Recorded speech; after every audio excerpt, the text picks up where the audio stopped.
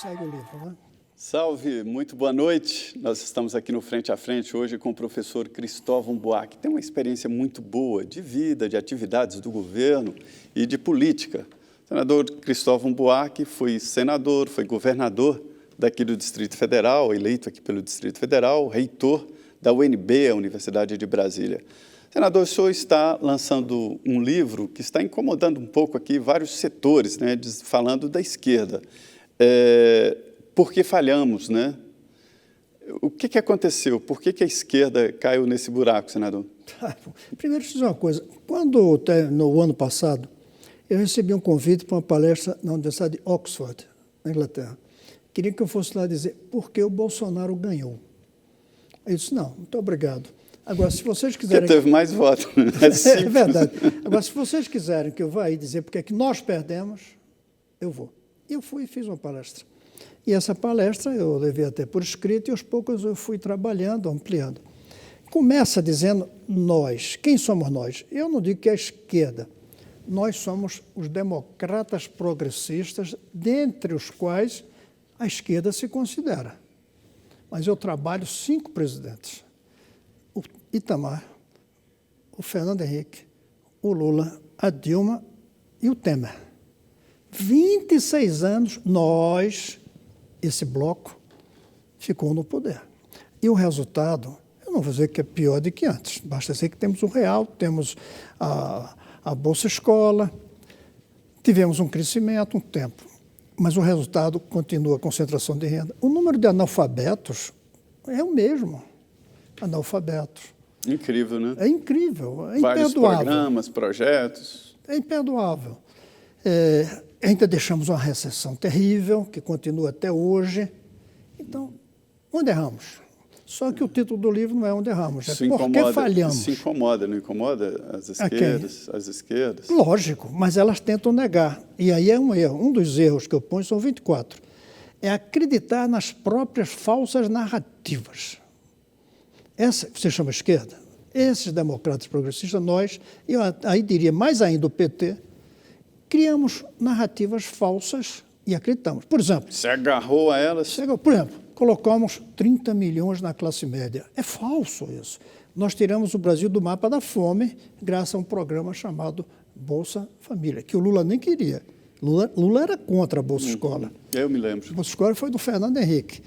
Obviamente, tirada do governo do PT do Distrito Federal. Diziam para o Lula, se você não entrega a cesta básica, que a Comunidade Solidária entregava, a pessoa não vai saber quem entregou a cesta, dinheiro não tem cheiro, fica lá no banco, vai esquecer, e o povo não esqueceu. O Lula era contra, demorou um ano para ser convencido, e não fui eu, que tentei muito convencê-lo de manter o Bolsa Escola. O senhor já tinha criado isso quando era governador? Quando era governador. Demorei 4 anos para convencer Fernando Henrique.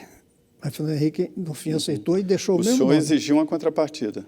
Aqui, a contrapartida era os filhos não faltarem aula. Faltou 2 aulas, um dos filhos falta 2 aulas, mais de 2 por mês, não recebia. Era vinculada à educação. O Lula cometeu 3 erros. Primeiro, um acerto, aumentou o número. Mas ele errou ao mudar o nome, tirou a palavra educação.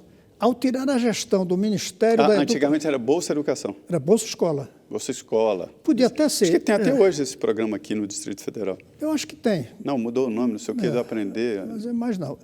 Tirou a gestão do Ministério da Educação para o Ministério da Assistência Social, que se chama Desenvolvimento Social, e misturou todo mundo.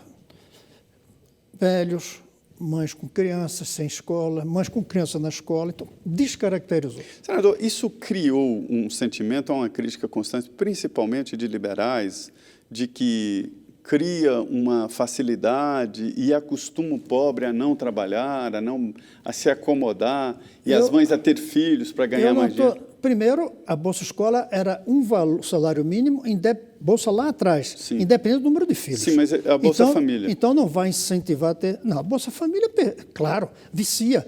Agora, se o menino vai à escola, ele não vai precisar mais de bolsa depois. Quando eu criei a Bolsa Escola, alguns diziam, mas vão beber com esse dinheiro. Eu dizia, primeiro, mulher bebe menos, a gente só paga para a mulher. Segundo, se beber e o filho estudar, pronto, é como um trabalhador. Você não pergunta o que ele vai fazer com o salário. Mas voltando então. Os erros. Primeiro Então, esse não vou dizer que seja o primeiro. O senhor disse que o Lula não acabou com a miséria, não tirou 30 milhões da miséria, né? Tirou da fome, digamos. É o chamado golpe da caneta. Houve uma mudança de parâmetros. Teve muitas narrativas falsas. Mas o grave não é só fazer a falsa narrativa, porque aí é mentira. O pior é que acreditaram nas falsas narrativas. E isso aí é destruidor. Outro erro foi não ter tido uma bandeira utópica, que seria a educação. Esse é o pior de nós, porque quando perdemos para o Bolsonaro, não deixamos nenhuma bandeira. Esse é o problema do Lula ter que continuar. O Evo Morales precisou se reeleger, porque não tinha uma bandeira para deixar. A bandeira era ele. Aliás, outro erro que eu ponho é o culto à personalidade dos líderes. O Lula, o Evo Morales, no caso da Bolívia, o Chaves, o próprio Brizola, Miguel Arraes, cada um, a gente não consegue se livrar do culto à personalidade. Esse foi um erro grave que impediu renovar os quadros. Eu acho que foi um grave erro não termos nos unido. PSDB e PT ficaram todo o tempo disputando, brigando, quem é que ia ser mais o dono.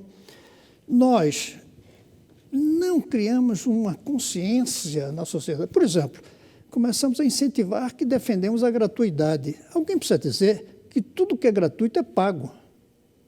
Essa água aqui que você está me oferecendo não vai me cobrar nada, não vai? Não, por enquanto não. Mas alguém vai pagar por ela. Vai. Alguém paga. É verdade. Então, tudo que é Aquela gratuito história, é pago. não existe dinheiro público, não existe dinheiro Nós de não impostos. passamos isso. Erro grave. Não percebemos que não se faz justiça social com a economia ineficiente. Nós fabricamos, isso é grave, criamos na população do eleitor a busca do outro, qualquer que fosse. E aí foi o Bolsonaro. O Bolsonaro foi eleito por nós.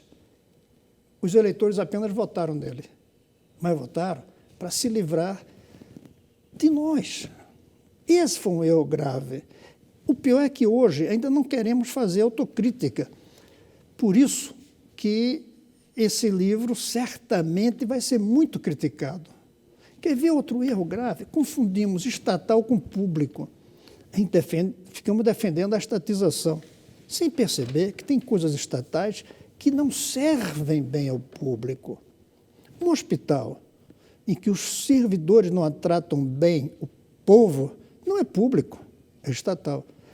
Um hospital que tem um dono, mas que trate bem, e que tem alguém que pague, não o doente, que tem um sistema de pagar, ele é que é público. O que define ser público é se serve ou não ao público. O americano traduz muito isso. Tem muitas instituições lá que são mantidas pelo público e que são consideradas públicos. Nós não sabemos, não são estatais. Nós não sabemos fazer isso. Outro erro, não percebemos as mudanças no mundo, que você até falou, da inteligência artificial, da globalização, da concorrência internacional. Não percebemos. Ficamos ainda querendo tratar a economia como se fosse uma coisa... A soberania não é mais plena no mundo de hoje. Nós não entendemos que a própria estabilidade tem que estar subordinada ao povo. Eu sou contra o governador, o prefeito, o presidente poder demitir um funcionário público. Ele tem que ter estabilidade em relação ao Estado, mas não em relação à avaliação que o povo faz. E o erro trágico, essa bandeira que eu digo, essa utopia, para mim, seria a educação de qualidade para todos. Seria ter como lema, vai levar 30 anos, mas no Brasil... Seria uma das bandeiras, né? Mas no Brasil o filho de um pobre vai estudar na mesma escola que o filho do rico. A mesma escola não fala o prédio, escola não se geral. Essa era a bandeira que a gente podia ter. Isso caracterizaria a esquerda, como você chamou. Qual é a bandeira da esquerda hoje? Não tem, a não ser ficar contra Bolsonaro. Mas isso não é uma bandeira, isso é uma reação. Outro erro grave, nós ficamos com o carimbo de que somos contra as reformas. Quem é progressista quer reforma. Ficamos contra a reforma da Previdência, enganando ao povo de que não precisava reformar a Previdência, que é óbvio que precisava. Fomos contra a reforma trabalhista. É claro que no mundo da robótica, da globalização, as regras trabalhistas não podem ser as mesmas de 1943, se eu não me engano, que é a CLT. Claro que tinha que ter reforma. Nós ficamos com a ideia de horror a reformas, quando nós deveríamos ter saído na frente, propondo as boas reformas. E aí deixava fincada a bandeira da reforma. Não fincamos nenhuma bandeira. Então, nós cometemos muitos erros. E estamos cometendo outro. É não querer ainda fazer autocrítica. Eu estou cumprindo o meu papel. Estou fazendo a minha autocrítica como parte de todos. É interessante que essa autocrítica aí devia ter sido feita por um partido político. Senador, o senhor lança um livro, né, que se chama Por que Erramos? O Brasil de 1992 a 2018. O senador Cristóvão Buarque, professor, faz uma análise do que aconteceu, o motivo, o porquê da vitória do presidente Bolsonaro, e aí diz todos os erros cometidos e todas as dificuldades. E a novidade é o seguinte, é porque ele lança o livro hoje, você já pode ter acesso, www.temaeditorial.com.br. Ele vai fazer uma live e lançar um livro eletrônico. Paga-se pelo livro? Não, é um livro de livre acesso. Uhum. E o senhor já tem 48 livros? Depende do que chama livro. Por exemplo, se eu tenho uma coleção de artigos, eu não deveria chamar de livro. Uhum. Se eu tenho uma coleção de discursos, não deveria chamar de livros. Então, livro mesmo. Aliás, se eu publico numa editora pequena que eu paguei, eu não gosto mais de livro. Livro, eu diria 20. Uhum. Agora, se somar todos eles, tem 40. Mas são livros que eu prefiro não chamar de livros. São coletâneas, por exemplo. Esse é um livro? Esse é um livro. Uhum. Esse é um livro. Agora, com dados, argumentos, de tudo que aconteceu não, é um livro, nos últimos anos. Que eu devo publicar impresso em fevereiro ou março. Mas, nesse primeiro momento, eu decidi fazer um teste. Vou publicar para distribuir livremente. Por isso eu banquei o custo junto a uma editora, eu vou repetir a editora aqui. Tema. Isso, www.temaeditorial.com.br. E aí você tem acesso ao livro. Aí você pode ter pelo Kindle, você pode tablet, ter PDF, computador, né? Computador, você escolhe. E, se possível, comente, critique. Perfeito. Eu só não gosto de uma crítica. É a crítica de quem não leu e diz, não, esse cara eu não leio. Essa crítica é que é ruim, né? Eu queria que lessem e dissessem se é verdade, se não é verdade. Pode até pontual, isso errou nisso, isso acertou nisso. Tá. Por exemplo, um erro mais. Nós não tiramos uma das mordomias do setor público brasileiro. Você sabia disso? Nós. Não, aprofundou. Aprofundou, é verdade. Tem mais carro oficial depois dos nossos governos do que antes. Nós aprofundamos, você falou bem, nós pioramos, agravamos os desperdícios. Copa do Mundo. Senador, o servidor público é um ser especial vindo de um planeta que eu não sei qual é, mas aí não é e que se reproduz muito aqui na esplanada dos ministérios. Ele tem algumas características que nenhum ser tem. Mas aí não funciona público. Nosso governo, a gente não aboliu mordomias, nem dos ministros supremos, nem dos parlamentares. E tem um erro aqui que eu vou ser muito criticado. Nós silenciamos os intelectuais e os universitários. Durante esses 26 anos, não surgiu um filósofo que nos criticasse de dentro. Surgiram de fora. Tem o Olavo Carvalho. Não... Pois é, surgiram esses caras de fora. Mas de dentro. E isso como? Nós demos tanto de apoio à universidade que a universidade se acomodou. Você ouviu algum professor, estudante, funcionário da UNB criticar a construção do estádio Mané Garrincha? 2 bi. E dizem que teve propina aí, eu não sei. Não, eu não vi uma já teve crítica. Condenação. Já teve condenação, pronto. Uhum. Eu não vi uma crítica da Universidade Brasileira. Por que não aqui na UNB? Nós estamos precisando de salários e tal. Pois é. Outra coisa, não entendemos os limites dos recursos. Eu sou defensor de mais dinheiro para a educação, mas tem que dizer de onde tira. Sou contra, nós substituímos lutar por reivindicar. Foi um erro. Não criamos uma consciência. Tem que reivindicar mais dinheiro. E o Estado é como se fosse um chapéu de mágico, que você tira aquelas fitinhas quanto quiser. Mas o ministro Weintraub fala isso, que o pessoal chega lá batendo na mesa, queremos dinheiro. Eu falo assim, não, mas para quê?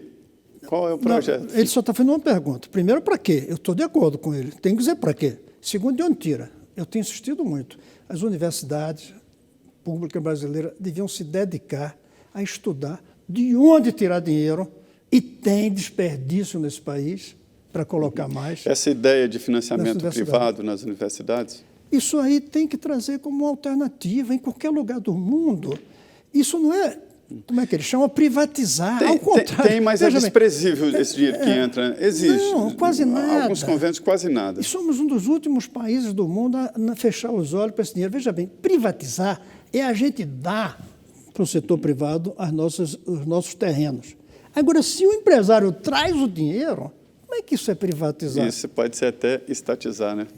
Agora, só que eu não gosto de chamar publicizar. Estatizar, eu gosto de chamar de publicizar. Publicizar, tornar público, em vez mas, de estatal. Mas o purismo dos que me ajudaram a fazer o livro do ponto de vista da edição, disseram que a palavra publicização tem outra conotação. Mas um dia eu acho que vai ser usado na conotação que eu digo. Publicizar é colocar à disposição do público. Pode ser informações, que é o que se diz publicizar hoje, ou pode ser colocar as instalações a serviço do povo. Já é. Mas, olha, foi muito bom, uma boa conversa aqui nessa mesa redonda com o professor Cristóvão Buarque. A Denise Rotenburg, minha parceira de sempre, não está aqui, está numa missão nos Estados Unidos, e na semana que vem estaremos de volta aqui no Frente a Frente com a equipe completa. Muito obrigado, professor, por sua presença aqui no Frente a Frente. Eu que agradeço, foi um prazer estar com você. É isso, muito bom, viu? Muito obrigado, e siga agora aqui na Rede Vida. Nós começamos agora o Jornal da Vida com as notícias nacionais e internacionais. É isso, boa noite, obrigado.